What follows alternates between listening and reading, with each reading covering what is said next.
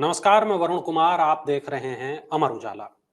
आज के वीडियो में हम बात करने वाले हैं बिहार की, बात करने वाले हैं बिहार विधानसभा चुनावों की।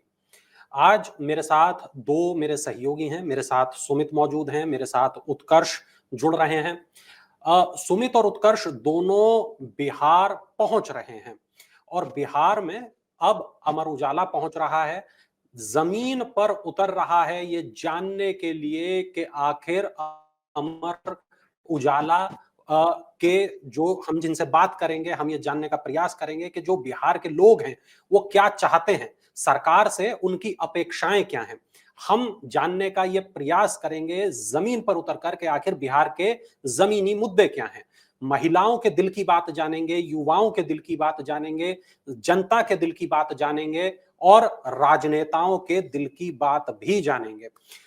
सुमित, हमारा जो कवरेज प्लान है वो बड़ा विस्तृत है, तो मैं चाहता हूं एक बार अगर आप बताएं हमारे दर्शकों को कि ये कवरेज प्लान हमारा कितना बड़ा है, कहां कहां हम जा रहे हैं और क्या क्या हम कवर करने वाले हैं। देखिए वरुण, बहुत धन्यवाद आपका और हमारे तमाम दर्शकों को भी बहुत-बहुत अभिवादन।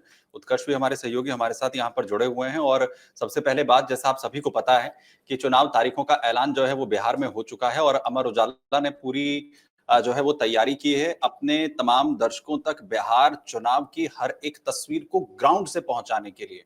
और इसमें उत्कर्ष और मैं सीधे ग्राउंड पर जो है मौजूद होंगे।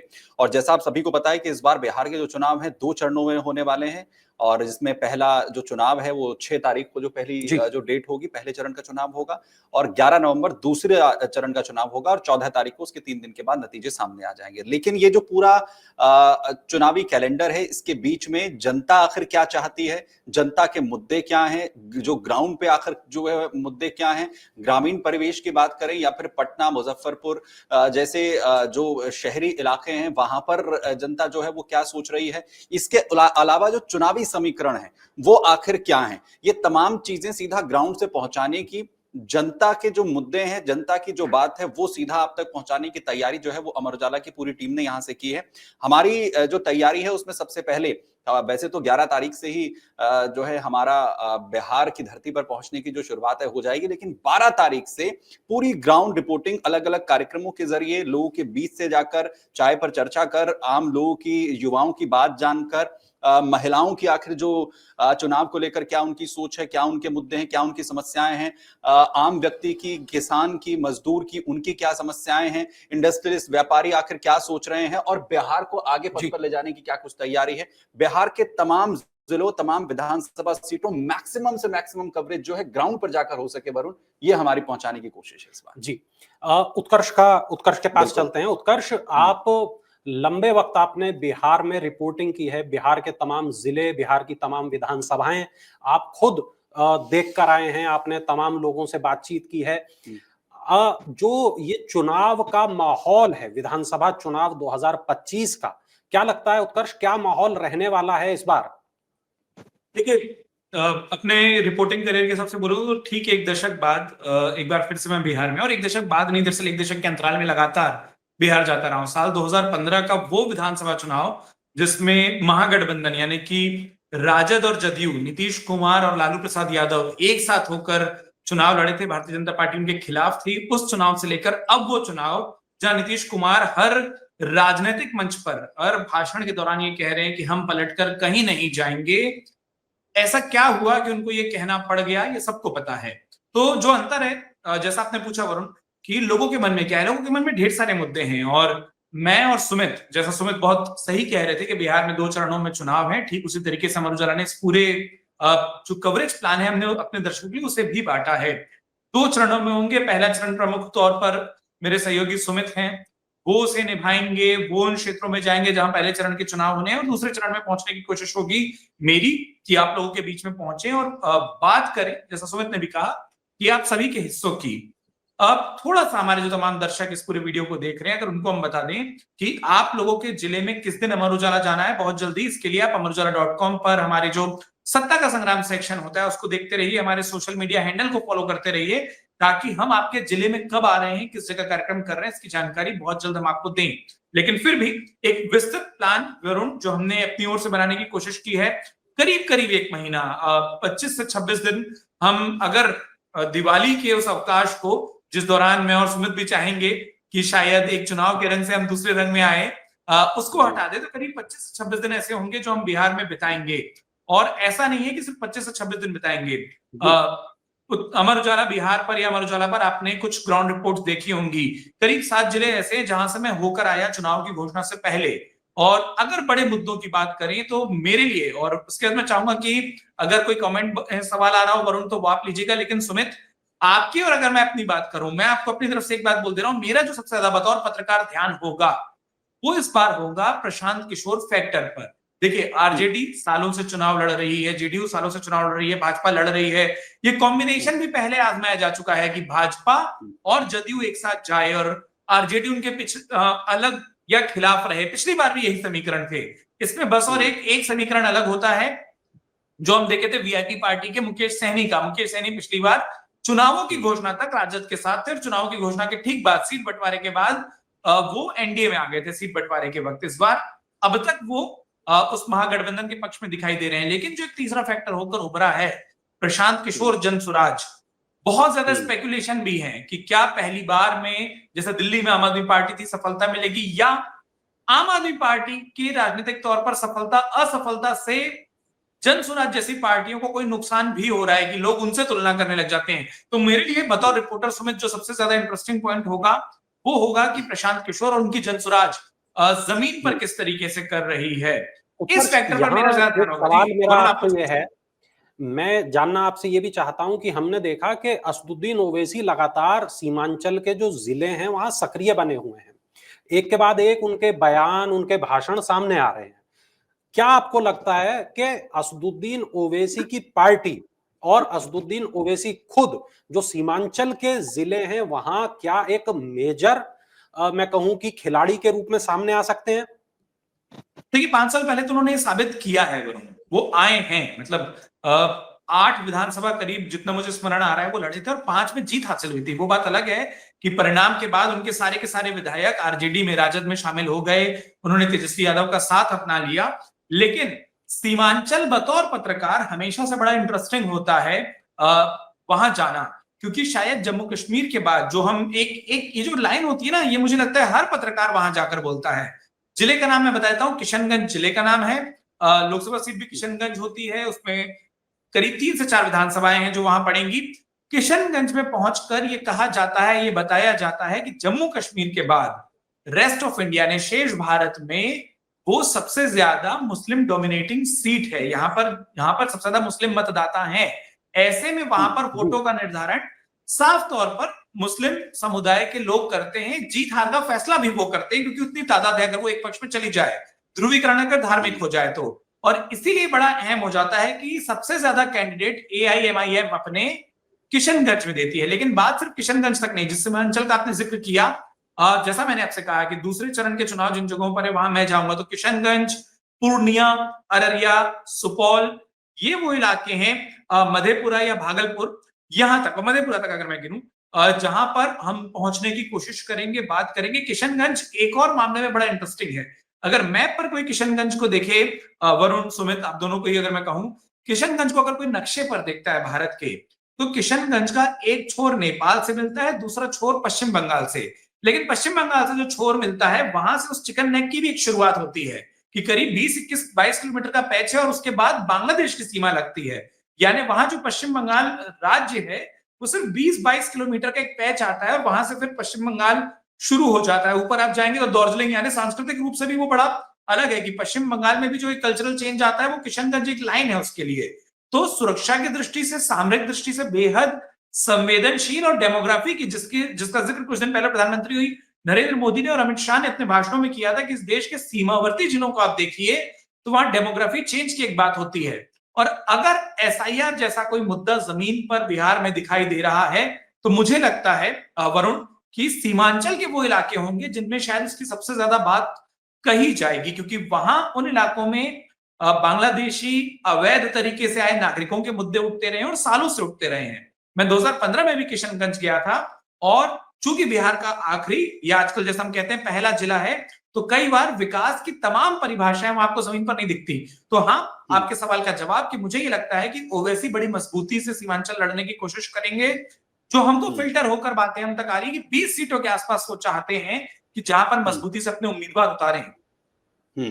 ठीक है। अच्छा, मैं ये जानना चाहूंगा सुमित यहाँ पर आपसे कि एसआईआर का जो मुद्दा है इस बार बहुत ज्यादा चर्चा में रहा। जितना भी विपक्ष है वो लगातार इस मुद्दे को लेकर सरकार पर हमलावर होता हुआ हमें दिखाई दिया। क्या लगता है कि जब आप वहां पहुंचेंगे तो क्या आपको रूप रंग इस मुद्दे का देखने को मिल सकता है?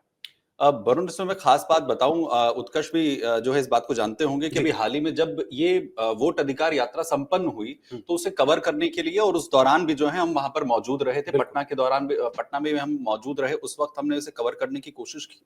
आरजेडी, कांग्रेस और उनके जो बाकी सहयोगी महागठबंधन के जितने भी लोग हैं वो उसे पूरी तरीके से सपोर्ट करते हुए नजर आ रहे थे।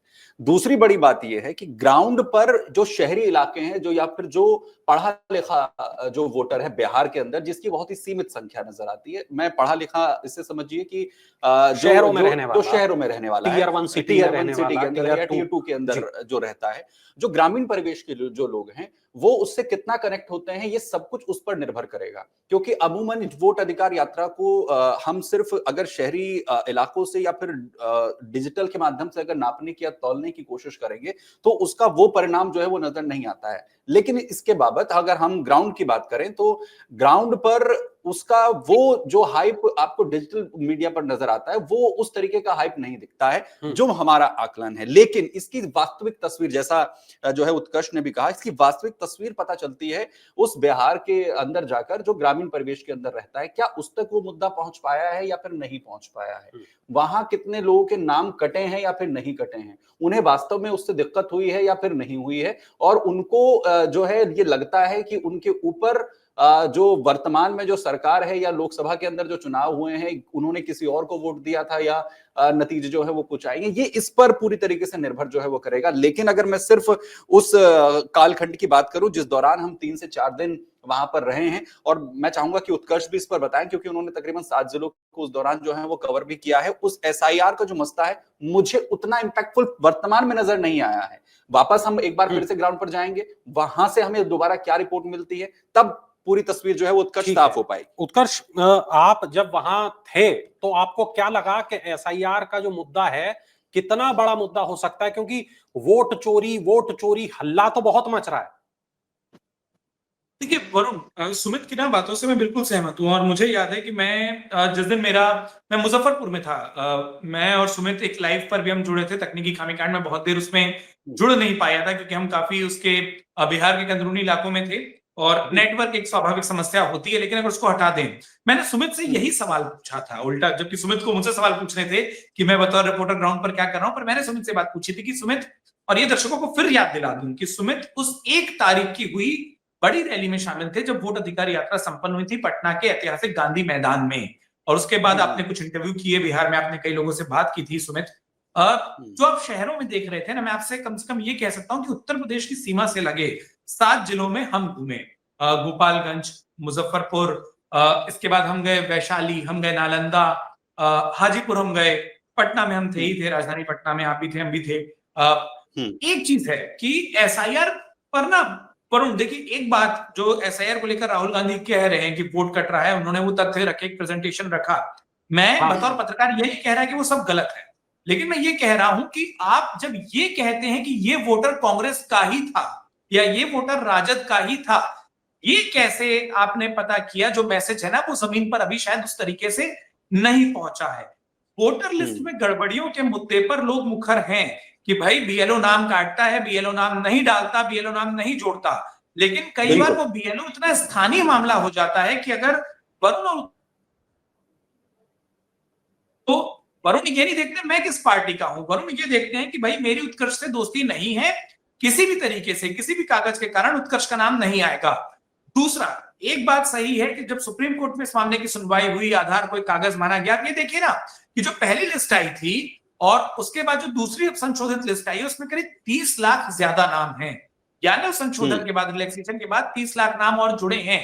तो अगर लिस्ट में नाम कटने की एक शिकायत है, मान लीजिए there is any room of doubt, अगर वहां शक की कोई भी गुंजाइश है, तो वहां पर अब इस मुद्दे को उठने के बाद उस शक की गुंजाइश को खत्म किया गया है। अगर नाम नहीं होते, और मैं आपको अपना ग्राउंड का एक फीडबैक बता देता हूं, हम एक खेत पर गए, वहां कई सारे अलग अलग वर्गों के लोग खेत पर काम कर रहे थे, और काम भी नहीं, दोपहर का वक्त था, सच कहूं तो वो थोड़ा सा आराम और खेत का ध्यान रख रहे थे। हमने उनसे बात की और उन्होंने यही पूछा कि एसआईआर कितना बड़ा मुद्दा है। पहले वहां मौजूद एक सबसे बुजुर्ग शख्स ने कहा कि आप सबसे पूछ लीजिए किसका वोट कटा है। तो दो लोग ऐसे थे जिन्होंने बोला कि वो 18 साल से ऊपर है, लेकिन उनका वोटर लिस्ट में नाम नहीं है। कटा है तो खैर किसी ने नहीं बोला। अब वो ये बोला कि आप जरा ये पूछ लीजिए कि सबके पूरे नाम क्या है। अलग अलग वर्ग और अलग अलग बिरादरी के वो तमाम लोग थे। तो वरुण सुमित, मैं आपको ये बताना चाहता हूं कि उनका ये तर्क था कि जब नाम कटता है तो कई बार वो विद्वेष के कारण कटता है, ना कि पॉलिटिकल पार्टी के कारण। सारे बीएलओ एक ही पार्टी के एजेंट हों या सारे बीएलओ एक ही तरीके से काम कर रहे हैं और बीएलओ को ये पता हो कि फलाना फलाना फलाना किस पार्टी का समर्थक और वोटर है, शायद ऐसा मुमकिन हो। हम हमेशा कहते हैं कि शक की गुंजाइश बनी रहनी चाहिए ताकि इसमें सुधार के सवाल उठते रहें, लेकिन जमीन पर उस तकनीकी चीज को इसी तरीके से कि नहीं सारे एक बिरादरी के इसलिए वोट कटे, क्योंकि फिर जब मैं आपसे कह रहा हूं कि ऐसे तो जहां राजद के स्ट्रॉन्ग गढ़ हैं, कांग्रेस के स्ट्रॉन्ग गढ़ हैं, वहां सबसे ज्यादा एसआईआर लिस्ट में नाम कटने चाहिए थे, लेकिन अब तक इस तरीके का आंकड़ा राजनीतिक दलों की ओर से कम नहीं दिया गया। मैं वापस कह रहा हूं, ये मुद्दा मेरे हिसाब से बिहार का सबसे बड़ा मुद्दा तो नहीं है जिस पर वोट होने जा रहा हो। ये शायद डिस्कशन में हो सकता है, जैसा मैंने कहा कि जब हम सीमांचल की ओर बढ़ेंगे, जहां अवैध प्रवासियों या बांग्लादेशी नागरिकों की वैधता पर सवाल उठते हैं, 2-3 पीढ़ी पहले लोग कहां से आए इस पर सवाल उठते हैं, तो शायद वहां ये मुद्दा ज्यादा सुनाई दे। लेकिन जहां सालों से स्थापित बिहार में, बिहार के उस हिस्से में जो कि झारखंड से नहीं लगा, बंगाल से नहीं लगा है, वहां पर मुझे नहीं लगता ये मुद्दा पहला मुद्दा होगा किसी को वोट देने का। ठीक है। अच्छा सुमित, एक बहुत सुबह से इस चीज पर चर्चा है, लोग तमाम बातें कर रहे हैं, न्यूज रूम में भी तमाम खबरें बन रही हैं। जो गठबंधन होने हैं, चाहे वो एनडीए के भीतर या इंडिया गठबंधन के अंदर, उसमें सीटों के बंटवारे को लेके कुछ कुछ पेच फंसे हुए हैं। क्या जानकारी अभी तक आपके पास आई है कि कितनी सीटें किस पार्टी को दी जाना अभी तय हुई है? देखिए, ये सबसे दिलचस्प है इस बार की वोटों जो की तारीख जो है वो सामने आ गई है और वोट कब होने हैं, तमाम स्थिति जो है वो क्लियर हो चुकी है, लेकिन सीट बंटवारा नहीं हुआ है। चाहे एनडीए की बात कर लें या फिर आईएनडीआई गठबंधन, इंडिया गठबंधन की हम यहाँ पर बात कर लें, और उम्मीद ये थी कि पहले इस पर पूरी तरीके से पेच जो है वो साफ हो जाएगा और इस बार कोई कंफ्यूजन नहीं जो है वो होगा। और सबसे ज्यादा सरप्राइज किया है एनडीए ने, जिसके बीच में पेच फंसता हुआ दिख रहा है। और सबसे बड़ा पेच जो आज में खबर आई, जिस तरीके से जीतन राम मांझी साहब की तरफ से कह दिया गया कि अगर हो न्याय तो आधा दो, वरना जिस तरीके का उन्होंने बयान दिया, और साथ ही साथ उन्होंने 15 सीट को लेकर भी अपना जो है वो जिक्र कर दिया, जिसके लिए वो लगातार अड़ते हुए दिख रहे हैं। दूसरी तरफ स्थिति है चिराग पासवान साहब की। चिराग पासवान जो है उम्मीद ये कर रहे हैं कि उनके खाते में 40 से 50 सीटें जो हैं वो चली जाएं। देखिए, यहाँ पर जेडीयू और एनडी जो है बीजेपी के बीच में तकरीबन स्थिति साफ है कि 100 पर दोनों बराबरी के उस पर जो है वो इस वक्त चलेंगे।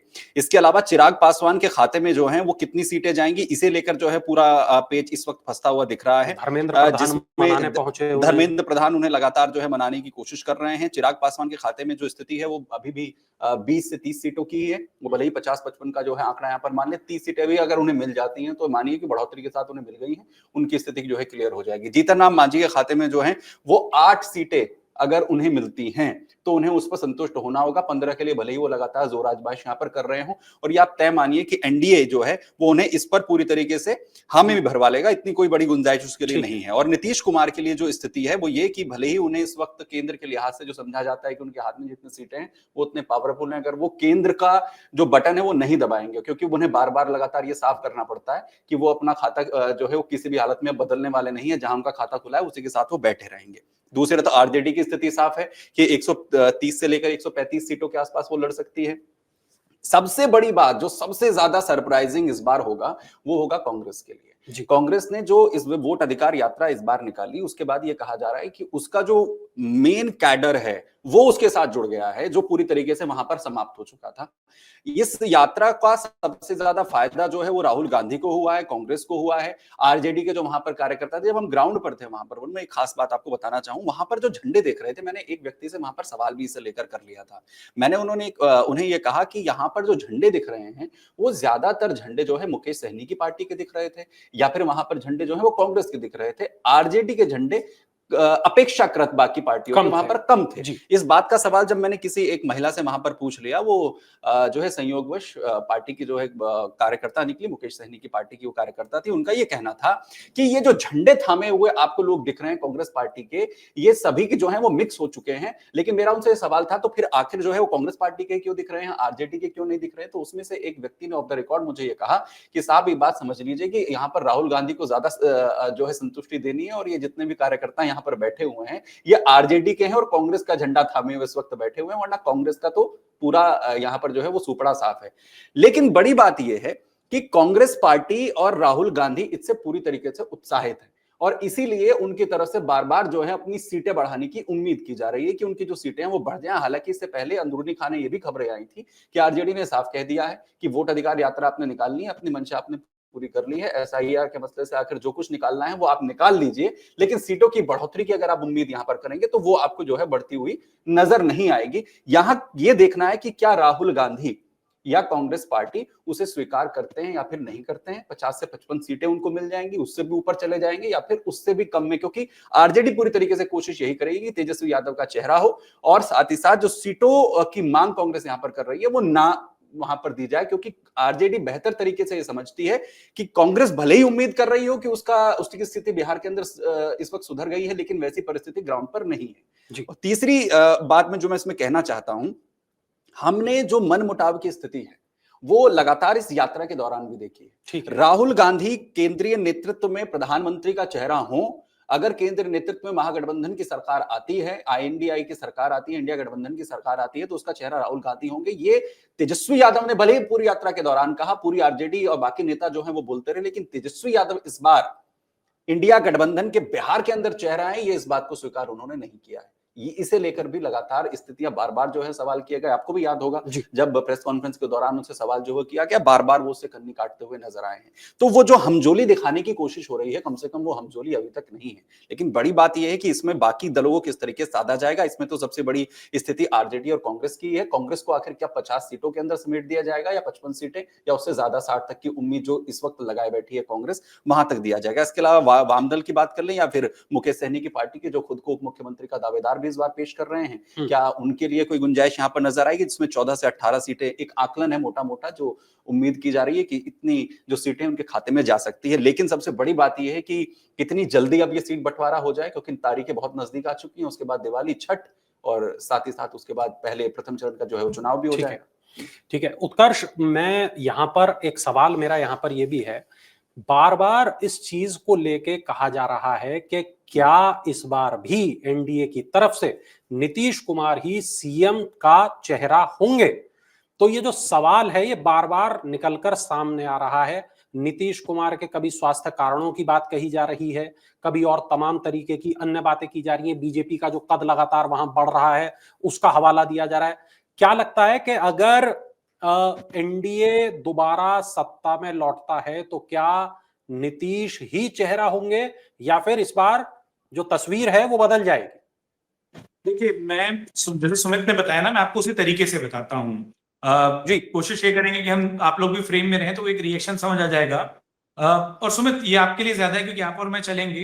मैंने बिहार में बीजेपी के बहुत बड़े, और मैं वापस कह रहा हूँ बहुत बड़े, यानी वो इस तरीके के लीडर हैं कि कम से कम सीट किस तरीके से बटेंगी इसके लिए उनकी निर्णायक भूमिका है। या जब मैं उनसे मिलने गया तो लाइन लगी हुई थी, और जब मैं उनसे मिलकर निकला तो वो आधी लाइन वाले मेरा मोबाइल नंबर मुझसे मांग रहे थे। उनको लगा कि मैं कोई ऐसा व्यक्ति हूं जो उन तक पहुंच गया। उस स्तर के नेता से मैंने, आपने जो कहा, पहले मैं आपके कन्वर्सेशन में एक बात जोड़ना चाहता हूं सीट बंटवारे को लेकर। मैंने उनसे सीट बंटवारे पर सवाल पूछा था ऑफ रिकॉर्ड।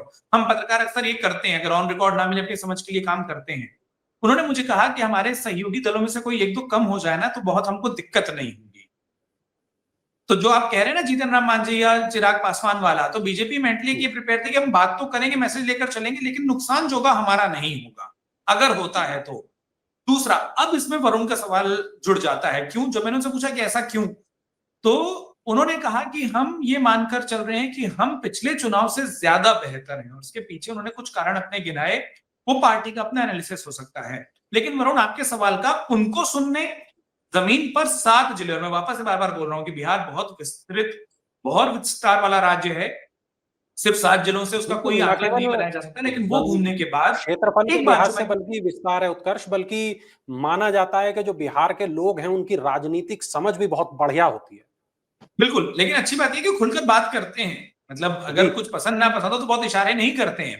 तो मैंने जब उनसे बात की, मैं एक चीज आपको कह सकता हूं, अगर एनडीए को सत्ता में आना है तो नीतीश कुमार का चेहरा जरूरी है।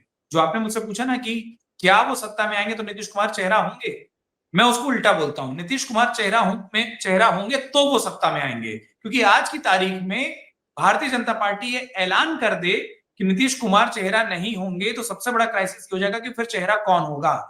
भाजपा की पिछले 10 साल की दिक्कत ये है कि उनके पास पैन बिहार एक भी चेहरा नहीं है। आप याद कर लीजिए पिछला चुनाव भारतीय जनता पार्टी ने कितने उप मुख्यमंत्री दिए थे, और मैं बतौर पत्रकार कह रहा हूं कि अगर जो बिहार की राजनीति नहीं करता, जो बिहार को कवर करने जा रहा है, और मैं तो हमेशा कहता हूं कि मैं तो एक छात्र के रूप में बिहार जाता हूं, एक पत्रकारिता के छात्र के रूप में, अगर मैं किसी भी सामान्य पत्रकार से जो बिहार की राजनीति को कवर नहीं करता और बिहार में नहीं रहता, ये पूछूं कि आप मुझे भारतीय जनता पार्टी की ओर से दिए गए उप मुख्यमंत्रियों के नाम बता दीजिए, आपको प्रदेश के उप मुख्यमंत्री के नाम याद नहीं होंगे।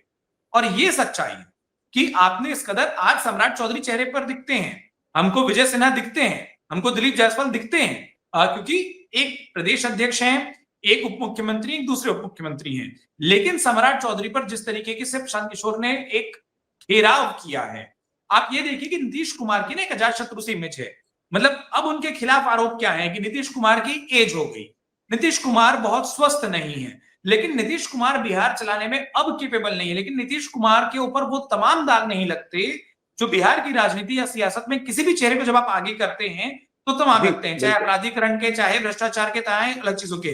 तो भारतीय जनता पार्टी के लिए नीतीश कुमार का चेहरा, अगर इसमें कोई ट्विस्ट है, अगर, तो मैं पिछले विधानसभा चुनाव में मध्य प्रदेश में था, मैं उसकी तुलना वहीं से कर सकता हूं कि मध्य प्रदेश में चुनाव तक, वोट होने तक शिवराज सिंह चौहान का चेहरा प्रधानमंत्री नरेंद्र मोदी के साथ पोस्टर पर सबसे बड़ा था। उसके बाद जो फैसला हुआ वो भाजपा ने किया। यहां फैसला दो पार्टियों को मिलकर करना है। एक इंटरेस्टिंग पॉइंट और मैं इसमें जोड़ दूं, नालंदा हो सकता है कि मैं और सुमित हम जाएं, सुमित आगे जाएं क्योंकि नालंदा शायद सुमित जाएंगे, तो नीतीश कुमार का गृह जिला है। वहां पर जब आप जाते हैं तो आपको सडनली नीतीश कुमार के बेटे के पोस्टर खूब दिखाई देते हैं।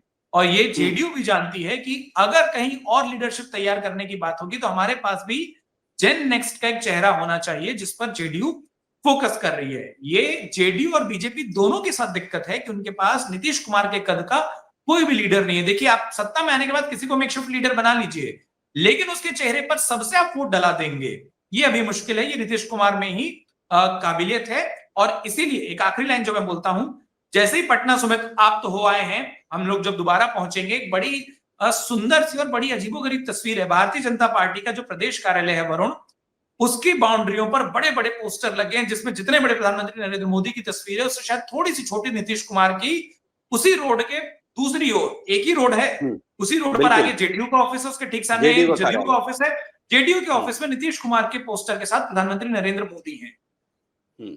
मैं उत्कर्ष इसमें एक चीज और जो है वरुण ऐड करना चाहूंगा, जिसका आपने जिक्र किया कि नीतीश कुमार के जिस चेहरे का वो जिक्र कर रहा है, मैं इसमें एक घटना आपको बताना चाहता हूं कि जिस दौरान हम पटना के अंदर और आसपास के जो इलाके हैं वहां पर घूम रहे थे, तो हमने इस दौरान 2 से 3 टैक्सियां बदली। और अमूमन जैसा आप या हम करते हैं, कई बार टैक्सी के जो चालक होते हैं, जो ड्राइवर होते हैं, उनसे हम बात करते हैं और कुछ भांपने की कोशिश करते हैं कि उनका क्या कहना होता है। मुझे ये ताज्जुब नहीं होता है कोई जो है वो कहते हुए कि मैंने जितने भी उन लोगों से बात की, उनका ये कहना था कि साहब यहाँ की जो सड़कें देख लीजिए, यहाँ की जो कानून व्यवस्था देख लीजिए, यहाँ का जितना भी परिवर्तन हुआ है वो नीतीश बाबू की वजह से हुआ है। और नीतीश कुमार जो हैं वो पूरी तरीके से सक्षम है हर चीज को लेकर। जब मैंने उनके स्वास्थ्य कारणों का जो है उनको हवाला दिया तो उन्होंने वो ये जरूर कहते हैं कि हाँ कुछ दिक्कत जरूर आती है, लेकिन हमें नहीं लगता है साहब कि उनकी जगह कोई ले सकता है। और जब आरजेडी का जिक्र आता है, तो वो जो एक संशय है, एक जो क्वेश्चन मार्क जो लगता है, या पूर्व में जिस तरीके के आरोप आरजेडी को लेकर विपक्ष की तरफ से लगाए जाते रहे हैं,